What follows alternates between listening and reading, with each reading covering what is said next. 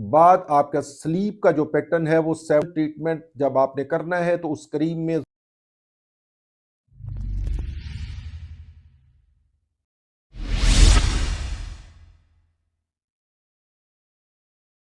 आज का topic क्रोफिट line या वो रिंकल्स जो बारीक रिंकल्स हमारी आईज के इर्द गिर्द बनती हैं, इंतहाई अहम है anti ageing section of aesthetics में। मैं डॉक्टर हारून रशीद हूं, मैं एक डर्माटोलॉजिस्ट हूं।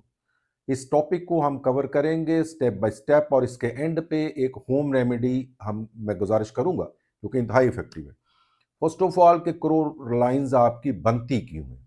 इसमें सबसे पहले तो जेनेटिक्स है कि बाज़ फैमिलीज़ में ज़रा जल्दी बनती हैं और बाज़ लोगों में ये कम बनती हैं या लेट बनती हैं।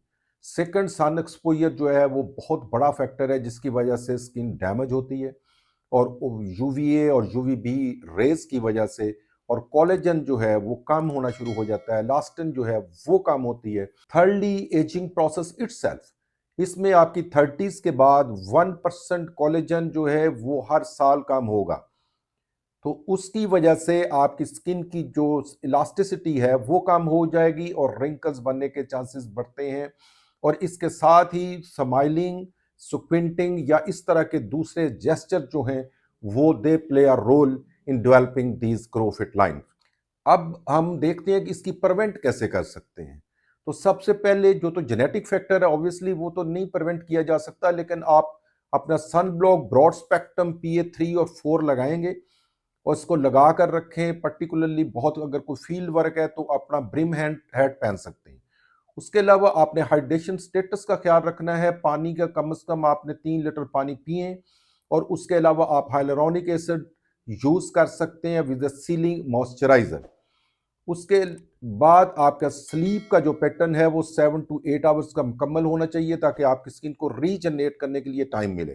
थर्डली, आप अच्छी डाइट लें और स्ट्रेस ना लें और स्मोकिंग कम से कम करें। यह भी एक रीज़न है जिसकी वजह से फाइन लाइंस ज़्यादा डेवलप हो जाती हैं। ट्रीटमेंट की बात करें तो मेडिसिनल ट्रीटमेंट में आई क्रीम्स हमारे मार्केट में इजीली अवेलेबल हैं। तो आपने उसमें क्या देखना है बेसिकली कि दे शुड हैव पेप्टाइड्स जो कि कोलेजन के बिल्डिंग ब्लॉक्स होते हैं और वो जाकर के कोलेजन सिंथेसिस करते हैं और रिंकल्स को रिमूव करने में हेल्प करते हैं। Secondly, they should have hyaluronic acid ताकि वो स्किन को मॉइस्चराइज करें और आपकी जो रिंकल्स हैं उनके अपीयरेंस को कम करें।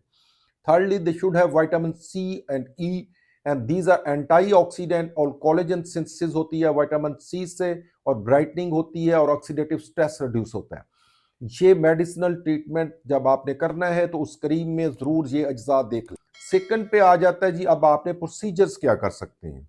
प्रोसीजर्स में सबसे जो इजी प्रोसीजर है वो बोटॉक्स है। 4 to 6 point on each side Botox लगा दिया जाए तो ये आसानी से रिंकल्स जो हैं वो आपके 6 महीने के लिए रिमूव हो जाते हैं। देन आप उसका टॉप अप लगवा लें। सेकंड पे फिलर्स में प्रोफाइलो है, फिलर्स है, हाइलुरोनिक एसिड जो है उसकी फिलिंग कर दी जाती है, उससे भी आपकी ये अपीयरेंस कम हो जाती है। थर्डली, माइल्ड पील्स है लाइक 20-25% ग्लाइकोलिक एसिड पील्स है जो कि मेरी पसंदीदा है, वो की जाए तो उससे भी रिंकल्स रिमूव होती हैं। अलोंग विद के आप माइक्रोडर्मा एब्रेजन का वो भी एक नॉन इन्वेसिव एक्सफोलिएटर है, उस मशीन से भी आप अपने इनको बेहतर बना सकते हैं। और अब आता है जी लेजर के अब्लेटिव और नॉन अब्लेटिव दोनों टेक्नोलॉजीज यूज हो रही हैं to boost up the collagen in your skin in the wrinkles, so that कि वो उनकी अपीयरेंस जो है वो बेहतर हो जाए और आपके ये जो रिंकल्स है इससे जान छूट जाए। तो लेजर थेरापी जो है वो भी एक बहुत अच्छा रोल प्ले कर रही है। अब इसकी रेमेडी की तरफ आते हैं तो आपने फ्रेश एलोवेरा लेना है। मार्केट का जो एलोवेरा होता है यूजली उसमें लॉट ऑफ केमिकल्स हैं और उसका इफेक्ट एफिशिएंसी नहीं होती और सेकेंडली उसमें इरिटेशन का बायस बन सकती है। स्किन बहुत नाजुक है इस जगह पे। तो उसके साथ आपने उस ऑलिव ऑयल जो है which is full of antioxidant, which is full of vitamin, तो उसको आपने मिला लेना है और दोनों चीज़ों के को मिलाएं और इसको हाफ एन आवर के लिए डेली अप्लाई करें। नाइट पे या जो भी फिजिबल टाइम हो उस पे अप्लाई करना है। हाफ एन आवर के बाद अपने फेस को रिंस कर लें। तो ये आपके लिए एक अच्छी होम रेमेडी होगी, लेकिन ऑब्वियसली होम रेमेडीज थोड़ी सी स्लो एक्ट करती हैं, तो इसके लिए आपको इंतज़ार करना होगा 1 to 2 मंथ का कि वो आपकी फाइन रिंकल्स पर कंट्रोल कर सके।